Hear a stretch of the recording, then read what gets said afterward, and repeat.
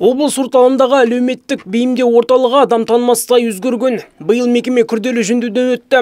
Ғимараттың сәкісі мен төбесі тартылып, қабырғасы дұрысталған. Есіктерді жаңасына ауыстырылыпты.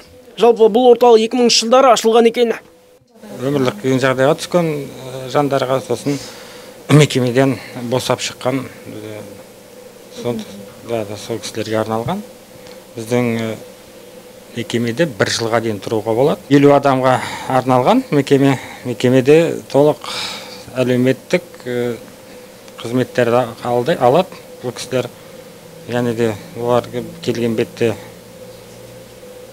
олар арыз беру арқылы келеді. Мұндағы азаматтар 3 мезгіл тамақ ішеді. Дәрігерлердің қадағалауынан тұрақты түрде өтеді. Мекеме мамандары азаматтарды қажет болған жағдайда жұмыспен қамтиды. Осылайша тиыннан теңге құрап, өз күнін өздері көріп, орталықтан кетіп жатады екен. Ринат Аюпов мұнда қыркүйек айында келген. Әзірге құжаттарын қалыпқа келтіруде.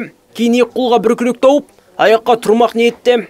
Взяли кредит под квартиру, а выплатить не смогли, пришлось ее продать. Пәтерімізді кепілдікке қойып несие алдық. Бір жағдайларға байланысты үйді сатып жібердім. Атанам қайтыс болған. Ағам Астанаға кетіп қалдым. Басқа барар жерім қалмаған соң осында келдім. Жақын туыстарым жоқ.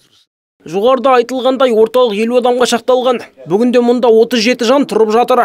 Алдияр Айтбаев, Александр Янсын, МТРК.